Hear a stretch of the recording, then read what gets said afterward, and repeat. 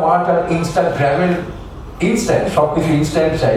So this is sort of it. যুগ বদলাচ্ছে, আস্তে আস্তে সবকিছু পাল্টাচ্ছে। যত সেটাও বলছিলেন ওনারা যখন ইয়ে করতেন তার থেকে অনেক পাল্টে গেছে এখন।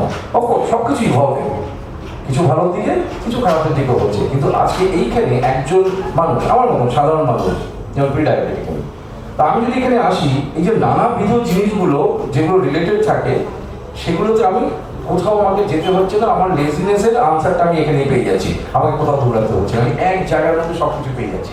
So this is the need of the art, যেটা কিন্তু আমি সাধুবাদ জানাবো মণিপাল হসপিটালসকে যে এই ধরনের উদ্যোগ নিয়েছে, এই ধরনের ইয়ে করছে। ডক্টর ঘোষ খুব সুন্দর বললেন, this is the first unit in Kolkata, right, under one umbrella. তো দিস ইজ অ্যামেজিং। এর থেকে আর ভালো কি জিনিস হতে পারে?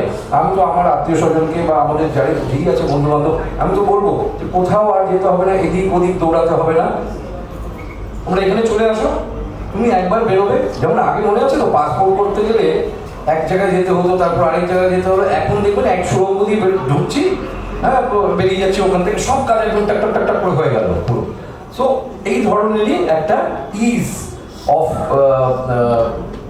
কি বলবো ট্রিটমেন্ট, এটা কলকাতার মানুষকে দেওয়ার জন্য অসংখ্য ধন্যবাদ। Anila, thank you so much. Doctor Roy, thank you so much.